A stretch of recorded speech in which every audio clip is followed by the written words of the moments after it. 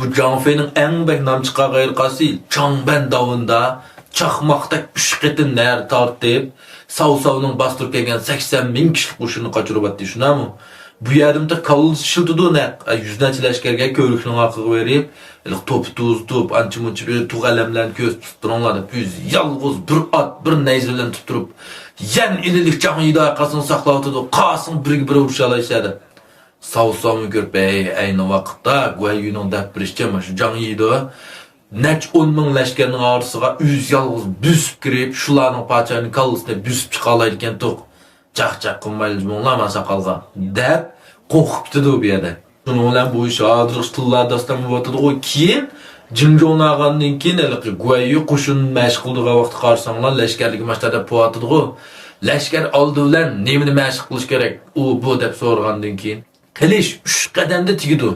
O'qya 50 qadamdan keyin tegidi. Biroq bir top lashkar shirdak o'kraydigan bo'lsa 100 neçə çaqırım nerski düşmənimi qoqtup qaçırıb atarlardı. Aynı vaxtda mən maşan ben davında mandaq qılğanda deb üzülmə hekayəsini potçi sözləb durdu. Əmdi görünmənlər funksiyonlarının içidimi bu Zhang Fei'ni, oy mən Zhang Fei'ni bək yaxdırdım deydi Allah.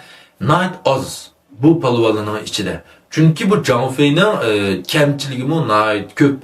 Məsələn, birinci meyxor bu, şunday mı? Birinci qetim məscidlikdə Lübog Şuju'nu tatqızıb buydu. İkinci qetim hətta hayatıdan ayrıldı.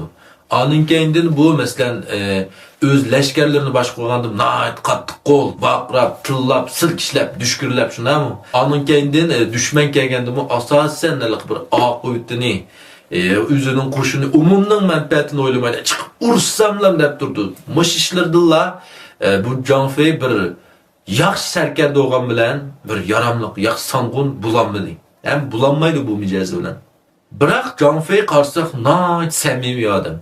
Yani köngüldə neyim oylasa şunu dərhaldaydı. Muhabbet nəpir nayt enik. Mesela bire adaletsizlikке üzəməsə, hatta Lubey adaletsizlik yuluqsumu dərhal içidikini batqızmay devatıdı. Bu cəhətini etqanı qarsaq Zhang Fei çünki bizge oxşaydı. Zhang Fei bir alaylı personaj emas, belki bizge oxşaş bir adetdeki adamın obrazı oğaşqa, şun biz bək bu Zhang Fei'dek bolsan buldi dep ketmeymiz. Mesela əsəl qarsaq Liu Bei'nin mehribanlığı həddidən ziyadə eşib ketken şuna mı? Şuna köpünçəylə bunu saxtı mehriban dep tıllaydı. Çünki biz əmli turmuşda bunundek mehriban bulanmayımız. Əsərinin uçup ketmeslik üçün güvencu qılıb bir əxsiz yürək pinullarını qıqaş kösanlar. Rəhmət.